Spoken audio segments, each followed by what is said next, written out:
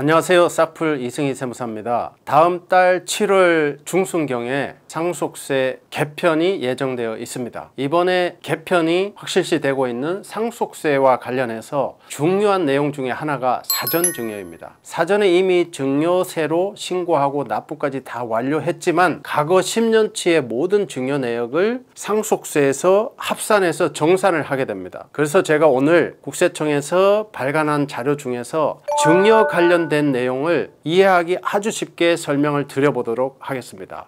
총 10가지 내용인데요. 이 내용을 잘 들어두시면은 새롭게 개편이 되는 상속세에 대한 훌륭한 준비가 될 수도 있겠습니다. 세무사님, 요새 주위에서 증여세 이야기를 많이 하는데요. 어떤 경우가 증여이고 증여세를 내야 하는 것인지 잘 모르겠어요. 용돈이나 생활비도 증여가 되나요?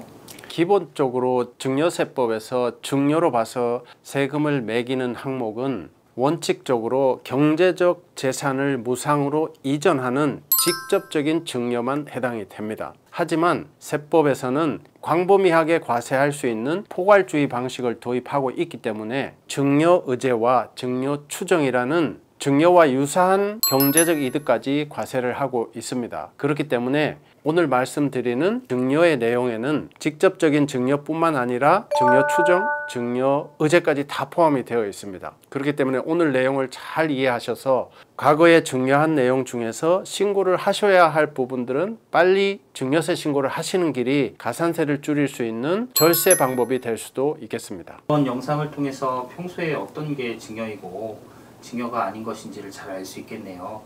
기본적으로 재산을 무상으로 받으면 받은 사람이 증여세를 내야 되는데요. 증여 재산의 종류로는 이런 것이 있습니다. 현금, 기금속, 부동산 등 돈으로 환산할 수 있는 모든 재산적 가치가 있는 물건은 전부 다 증여세 과세 대상이 됩니다. 뿐만 아니라 분양권이나 입주권처럼 재산적 가치가 있는 권리도 증여세 과세 대상이 될 수 있습니다. 또한 앞서 말씀드린 증여의제 같은 경우는 이런 경우가 있을 수 있습니다. 현저하게 낮은 대가를 주고 재산을 저가로 넘겨주는 경우 그 혜택받은 부분에 대해서도 증여세를 매길 수가 있습니다. 또는 부모님의 부동산을 무상으로 사용하게 해서 사용료, 임대료 상당액의 혜택을 보게 되면 그 부분 또한 증여세를 매길 수가 있습니다. 부모와 자녀와의 관계 내에서도 증여가 발생할 수 있게 되겠군요. 네, 맞습니다. 직접적인 증여뿐만 아니라 부동산을 무상으로 사용하게 한다든지 재산을 싸게 팔아준다든지 또는 프리랜서 용역을 제공하는 그러한 관계에 있다면 그 용역을 저가로 제공하거나 무상으로 제공하는 경우도 증여의제 이익으로 간주해서 증여세를 매길 수가 있습니다. 부모이든 형제이든 돈 관리는 철저한 게 좋겠네요. 증여의제 같은 경우는 실질적으로 법적으로는 증여가 아닐지라도 경제적 가치로 따져서 재산적 가치가 증가됐으면 증여로 봐버리는 그러한 규정이기 때문에 일반인들이 판단하기는 상당히 어려울 수도 있습니다. 그렇기 때문에 이번에 개편되는 상속세 제도, 특히 과거 10년치 사전증여 관련해서 미리미리 점검을 해 두시는 길이 현명한 대응 방안으로 볼 수 있겠습니다. 세무사님, 갑자기 궁금한 내용이 있는데요. 어떤 게 증여세가 포함이 되고 어떤 게 증여세에 포함이 되지 않나요? 일반적으로 이제 경제적 가치가 있는 재산이 무상으로 이전이 되면은 증여세를 매기는 게 원칙이지만 쉽게 말씀드리면 상식적으로 봐서 생활상 반드시 필요한 교육비나 생활비나 용돈이나 이런 부분은 경제적 가치의 무상 이전이 맞지만 증여세를 매기지 않는 예외사항도 존재합니다. 가령 증여세 과세 대상이 되는 항목을 예를 들어보면은 자녀가 직장 생활을 시작하게 돼서 자동차를 한 대 사준다든지 또는 결혼을 하게 되어서 주택을 하나 마련해 준다든지 이런 경우는 증여세가 과세되는 대표적인 사례로 볼 수 있습니다. 반면 증여세가 과세되지 않는 항목도 있습니다. 교육비나 생활비 뿐만 아니라 4대 명절 때의 용돈, 학교를 졸업한 자녀에 대한 축하금 이런 것들은 사회 통념상 경제적 재화의 무상 이전이 맞지만 과세는 하지 않는 예외사항이 될 수 있겠습니다. 그렇지만 경제활동을 하고 있는 자녀분들에게 과세 대상에서 제외해주는 교육비, 생활비, 축하금 이러한 재산이 이전됐을 때는 자녀의 경제적 능력이 있기 때문에 증여세 과세 대상에서 제외 항목으로 정해져 있지만 이럴 때는 또 증여세가 과세될 수 있다는 점도 참고하시기 바라겠습니다. 핵심은 자녀가 경제활동을 하고 있느냐 하고 있지 않느냐 이 차이에 있겠네요. 네, 맞습니다. 법적으로는 증여세 과세 대상, 증여세 과세 제외 대상 이렇게 정해놨지만 상대방의 조건에 따라서는 과세 제외 대상이 과세 대상으로 갈 수도 있다, 이런 의미가 되겠습니다. 세무사님, 갑자기 궁금한 게 있는데요. 신혼 부부가 부모님으로부터 10억짜리 주택을 선물로 받았어요. 그러면 이때 증여세는 얼마 정도가 부과가 될까요?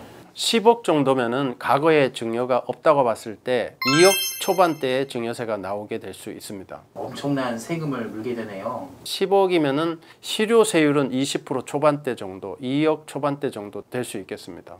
세무사님, 부모님께서 신혼집을 마련하는데 보태라면서 현금을 주시겠다고 하시는데요. 증여세 부담이 많이 됩니다.